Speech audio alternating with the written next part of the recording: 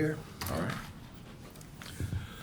Welcome to the Global Gaming Business Podcast. My guest today is Mike Dreitzer, the Chairman and Executive Director of the Nevada Gaming Control Board. Mike, congratulations on appointment. We've seen each other since then, but we want to officially congratulate you. Thank you very much, Roger. I appreciate that. It's always good to see you. So we've seen many regulators cross over from the regulation side to the gaming side. Rarely do we see an official go from the gaming to the regulator side. Tell us how that happened. Were you surprised when you got a call from Governor Sandoval? Lombardo, right? Yeah. So, look, obviously I've had a long career in the industry, Right. About 25 years. And I started in the industry working as an attorney for the Nevada Gaming Control Board, Gaming Commission. So I had roots here. Yeah, okay. Right? And so I always thought that if I had an opportunity to serve, particularly in this capacity, that would be something I'd be interested in doing. Great. So when I connected with Governor Lombardo and he offered me the role, I was certainly very honored. It was the honor of my career to be asked to serve in this capacity. And I felt as though I had something to give. I certainly had some ideas, which we can talk about things that we're doing at the board now to continue to improve and continue to regulate at the speed of business, regulate in a more efficient way. And so I thought I had a voice and some good things to offer. So I was very humble and proud to accept his offer. Great. So undoubtedly you've been licensed in many jurisdictions around the world with all your background there. How does it feel to be on the other side of the desk and judging people with their applying for a license? Well, this job, when you start, the phrase that kept coming up most often was drink from a fire hose, right? Yeah, right. Yeah. Because there's so much to learn. There's so much information. So there's a lot of that. And then, yes, a big part of the job is to have matters appear before the board and then ultimately the commission to decide in terms of licensing. And, it's been very interesting from this side. I certainly am very familiar with this process, to say the least. Yes. And in Nevada, we just celebrated as a board our 70th anniversary. Okay. So we are the oldest and the standard for gaming regulation, we believe, in the country and the world. And so it's been very interesting to step into this. And I think that having been on the other side of the table, so to speak, it offers a unique and important perspective in terms of how to regulate those who come before me. So I embrace that, and we regulate with consistency and humility, and the idea that we want to treat all applicants who come before us fairly, as I have always wanted to and have been treated through my career. Okay, great. So you had a great career with leadership positions with Gaming Arts, with VMM Test Labs, and Ainsworth Gaming Technologies. How does that influence the way you're going to do your job here? So I think that leadership is not something that you just sort of wake up one day and you know how to do it. Right. I think it's something that develops over time in a career, having different experiences, different stresses, different issues that come in front of you and that you deal with. Learning how to deal with people, from my perspective, it's a lifelong pursuit. And so I really feel I've reached a point, having now been in the industry for 25 years, and as you say, in a number of leadership roles in that career, I feel like I'm ready to give back. And I can say this, people say, well, how's the job, how's it going, and what surprises you the most? Well, I can say the thing that pleases me the most is the unbelievable dedication of the team here. They believe in the mission to make gaming safer and to regulate in a fair way. And they recognize that we're leaders in this space, and so it's an unbelievable team.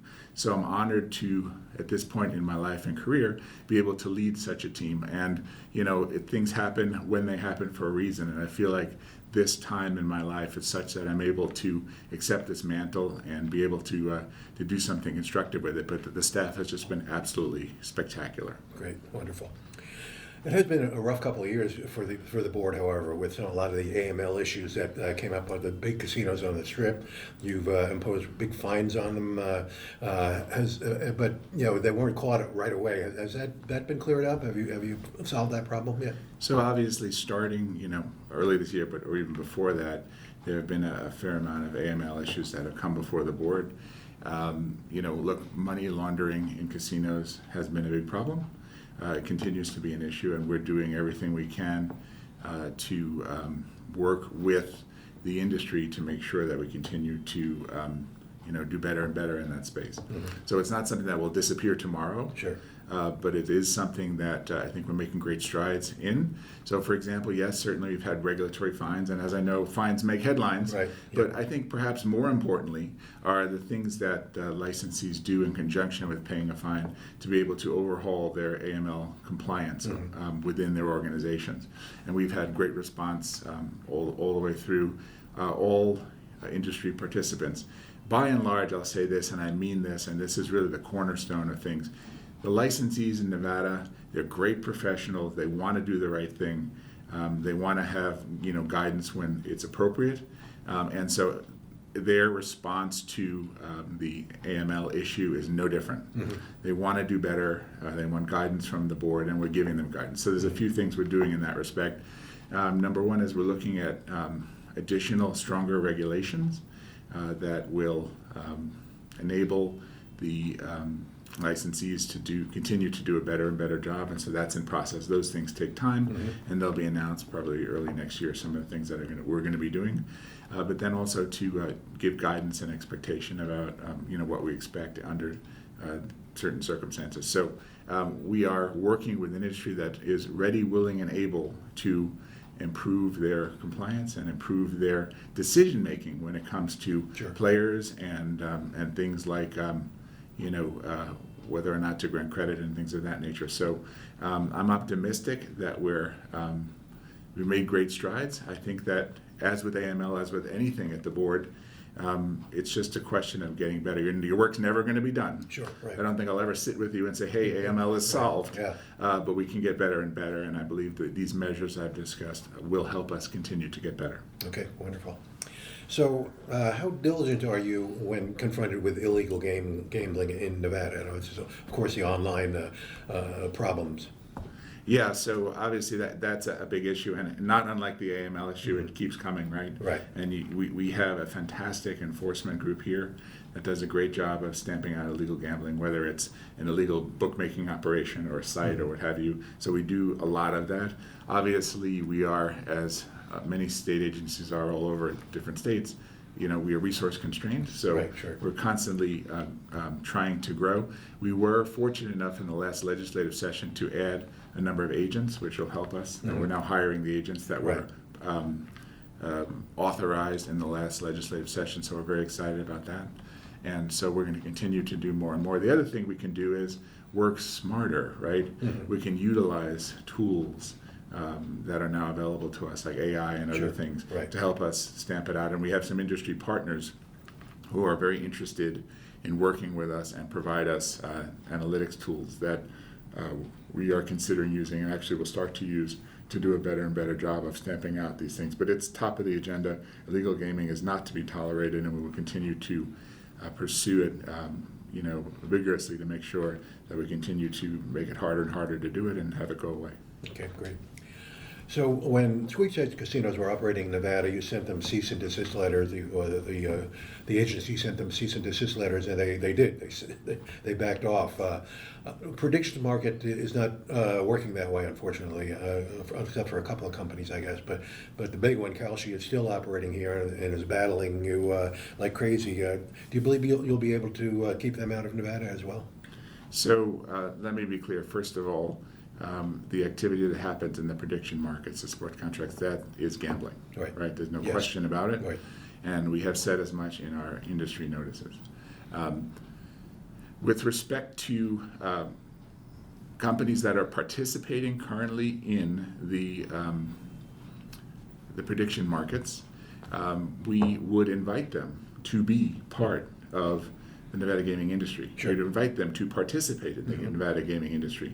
But that has requirements, right? Of course, right. And we have a 70-year history of, a very strong, fair regulation. And from our perspective, if companies wanted to participate in the gaming industry through betting along the lines of what they're doing, then we would welcome them. If they don't want to do that, then obviously we take the position that it's illegal gambling, and we've said what we said about how we are going to continue to pursue a course of action that prevents them from doing so without a proper license. Right. So for them to get a license, they'd have to get their executives licensed here. They'd have to agree to pay taxes in Nevada, that kind of thing. Absolutely. I mean, gambling has for many years, appropriately so, been a state's issue. The states do a very good job of regulating it. Right. Prediction or peer-to-peer or whatever you want to call them, that's a form of gambling, and it is. And so it's our expectation that they, like any other participants, will be properly licensed and properly taxed. And that's all we have ever asked for, is a fair handling of the matter, and we will continue to pursue things in that direction. Okay. DraftKings and FanDuel a couple of weeks ago withdrew their license before the board here. There are several other big companies in Nevada that operate in the sports betting area too. If they decided to, DraftKings and FanDuel did it because they want to participate in the predictions market. If other companies did that too, would they be forced to leave Nevada? So again, I'm not in a position to force anybody to do anything, Sure. right? But what I can say is what we've said in the industry notices we've provided, which is, at this stage, participation in the prediction markets without proper licensing is incompatible with an entity's ability to participate in Nevada's gaming industry. And we've extended it, right? Not only if they choose, per your hypo, to offer prediction contracts in Nevada, but we have said that if they enter the prediction markets anywhere in the United States, right, that's incompatible with their ability to participate in the gaming industry here. And the reason is because we have high standards of probity, and they have to prove their suitability, and such conduct in states where it is otherwise not permitted is something that we will look at when we assess the suitability for licensing in the state of Nevada. Okay. So why do you allow companies and individuals to withdraw their licenses? If you found something unsuitable in their background, and then you don't reveal what you found in their investigations. So oftentimes licenses are withdrawn or referred back to staff, and possibly withdrawn for any number of reasons. Yeah. Right. Oftentimes having nothing to do with anything of concern. It's just change in company, change in licensing structure, person's no longer there. Right. Right. So there's any number of issues, and it's from our perspective, that is a reasonable thing to do. Now, if in fact the public interest is served by certainly the open meeting laws related to the deliberation around a license, but if a person wants to, for any number of reasons, seeks to withdraw, then oftentimes, we'll either let them or whatever we'll do, but then the matter is not before the public, and it's not something that will be conducted in a public hearing. Okay. Because there's nothing to conduct. Yeah, They just are exiting. Yeah. So you filled out dozens of license applications in your career, I'm sure. Do you think we'll ever get to the point where you can design a universal application so everybody can use it and then just add on whatever else they want to look into? Yeah, so that's obviously a great question, and in one we talk about licensing efficiency, because by and large, there are differences, but by and large, all jurisdictions want the same basic information with some, as you say, some additional things. We in Nevada, certainly we've been doing it a very long time. We've been doing it well.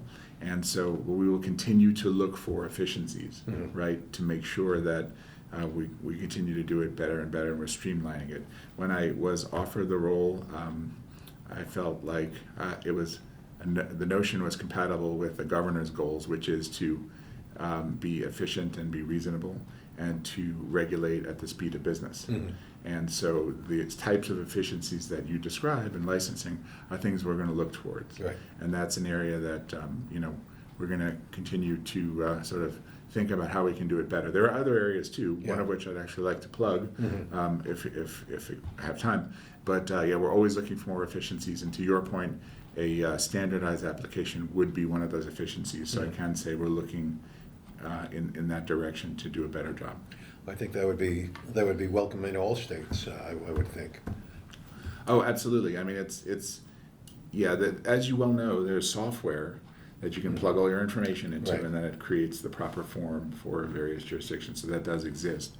But the reality is, states and tribes in North America and provinces, reserve the right to ask the questions that they want to ask. Yeah, sure. Certainly, a lot of the information is redundant. There's Right. no question.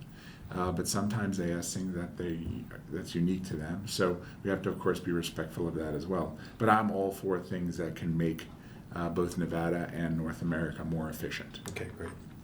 So you mentioned the organization has been together now for 70 years. That's For many years, it was considered the gold standard. The last few years have been a little rough in terms of there was many issues that showed up.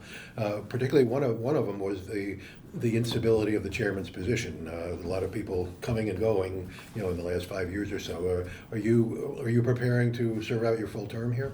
So a couple of things there. First of all, I have another year on my term, Mm-hmm. right?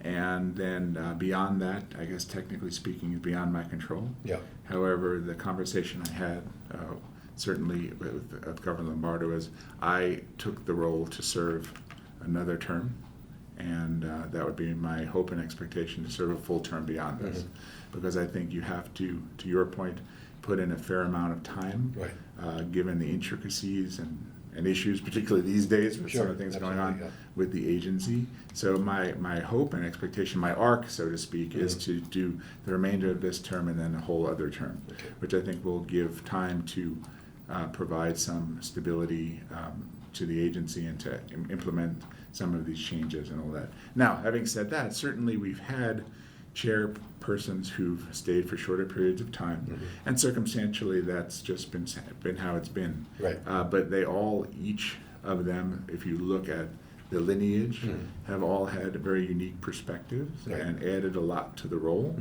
I'm very grateful to former Chairman Hendrick, who has been a great mentor to me, going back, frankly, over 25 years Okay. when we worked together at the Attorney General's office. And he, of course, was the immediate past chair. And he's been, providing great advice. I stand on his shoulders to a certain extent because of all of the, things we're doing to modernize and to make more efficient. He started a lot of that, and now I continue those efforts consistent with the mandates of Governor Lombardo.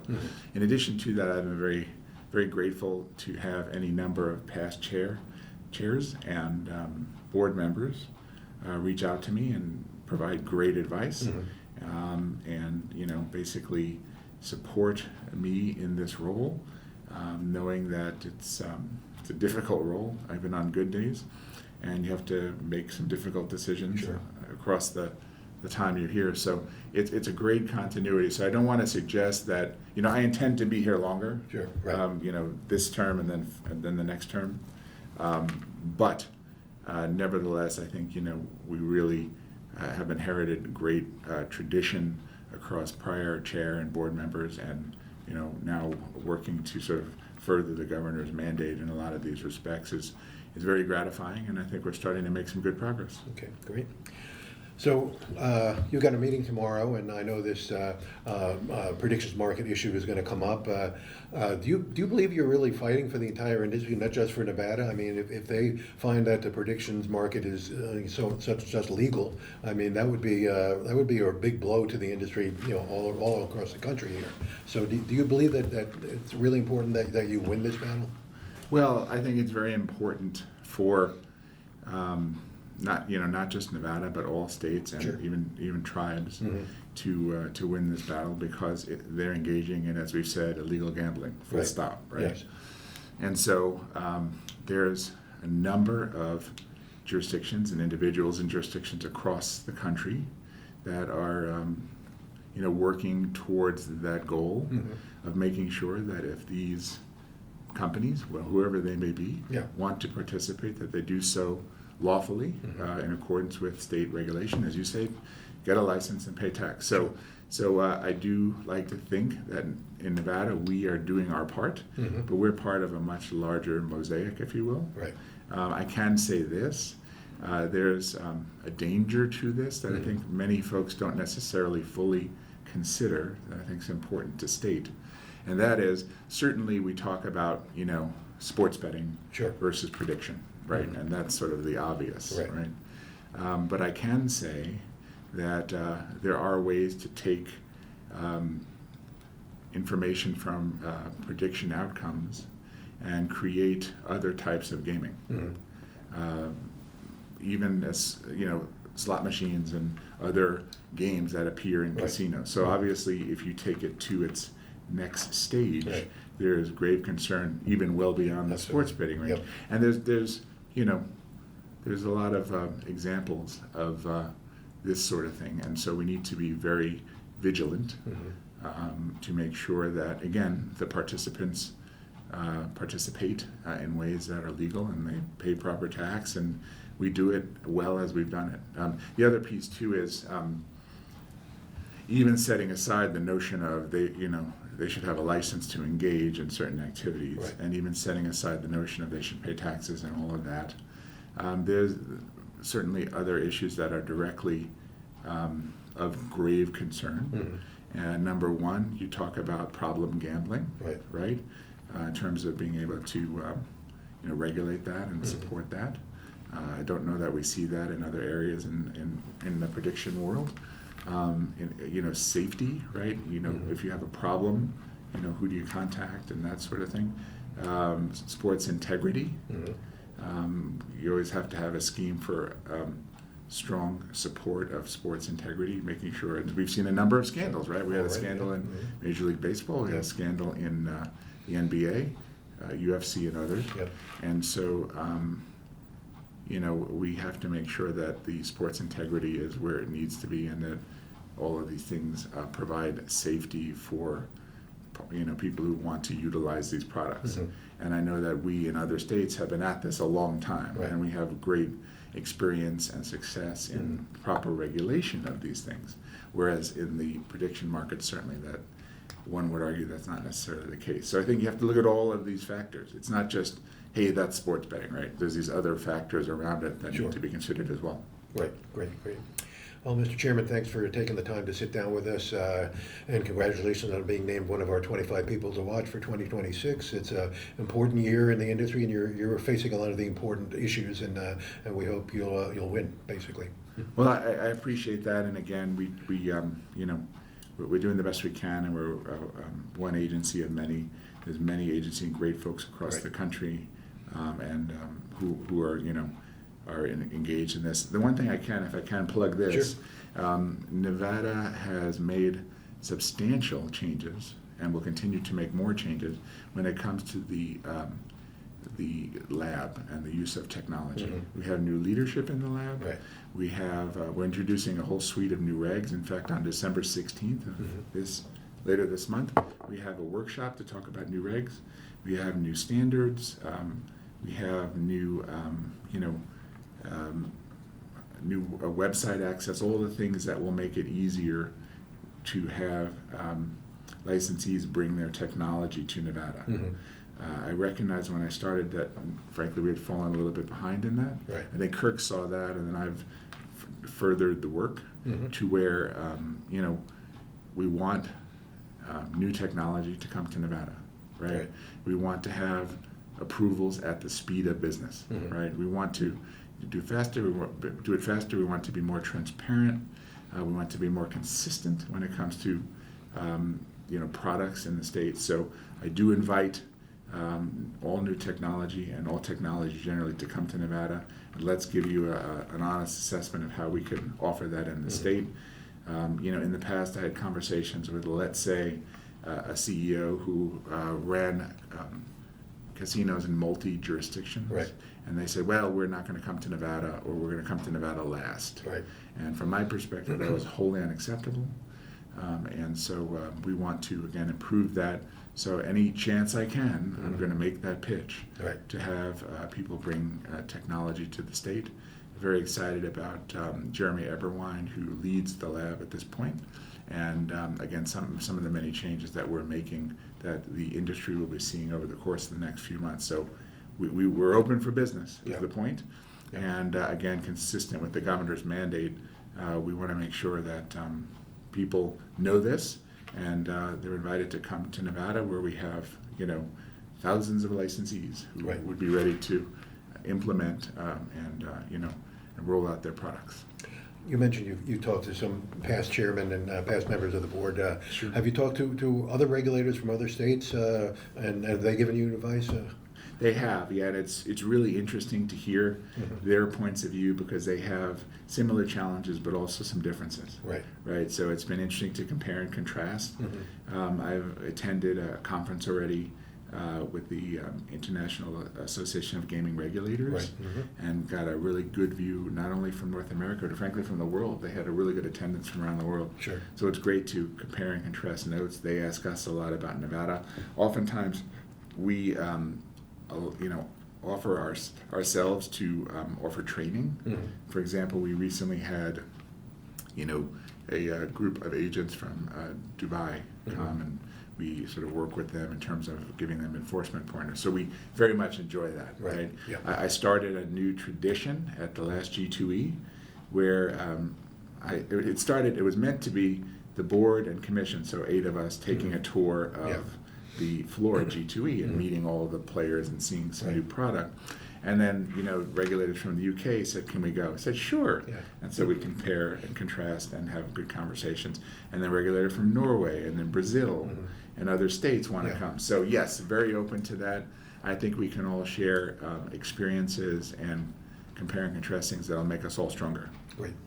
Well, again, thanks for taking the time, and good luck. And we'd like to follow up probably in a year, maybe if your term rolls over, and we can talk about what you accomplished that first year.